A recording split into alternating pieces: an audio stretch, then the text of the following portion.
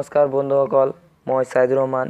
আজি আমি শিৱসাগৰ জিলাৰ অন্তৰ্গত আহোমসকলে নিৰ্মাণ কৰা ৰংঘৰৰ বিষয়ে আলোচনা কৰিম। আহোমসকলৰ স্থাপত্যসমূহৰ ভিতৰত এক গুৰুত্বপূৰ্ণ স্থাপত্য হৈছে আহোমসকলে নিৰ্মাণ কৰা ৰংঘৰ। ৰংঘৰখন 1744 খ্ৰীষ্টাব্দৰ পৰা 1050 খ্ৰীষ্টাব্দলৈ আহোম ৰজা স্বৰ্গদেউ প্ৰতাপ সিংহই এই মহলখন নিৰ্মাণ কৰিছিল।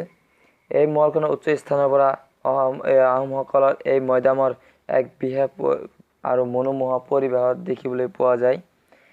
এই বৃহৎ অট্টালিকাখনত বিভিন্ন ধৰণৰ স্থাপত্যৰ বা ভাস্কৰ্যৰ বিভিন্ন ধৰণৰ লতাৰে নিৰ্মিত ফুলৰ সাদৃশ্যই এক স্থাপত্য নিৰ্মাণ কৰা হৈছে আৰু এক উন্নত মানৰ শিল্পকলাৰে নিৰ্মাণ কৰা এই অট্টালিকাখন।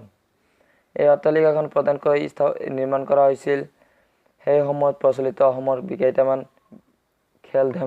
খেলৰ ওপৰত ভিত্তি কৰি, আৰু ইয়াক ৰংমঞ্চ বুলিও জনা যায়। সেই সময়ত প্ৰধানকৈ প্ৰচলিত আছিল কুকুৰা যুঁজ, কণী যুঁজ, হাতী যুঁজ আৰু ম'হ যুঁজ। এই খেলসমূহৰ অসমত অৰ্থাৎ আহোমৰ ৰাজত্ব কালত বিশেষভাৱে অসমত প্ৰচলিত আছিল, আৰু এই খেলসমূহে অসমৰ বিভিন্ন ধৰণৰ এক সুকীয়া স্থান লাভ কৰিবলৈ সক্ষম হৈছে।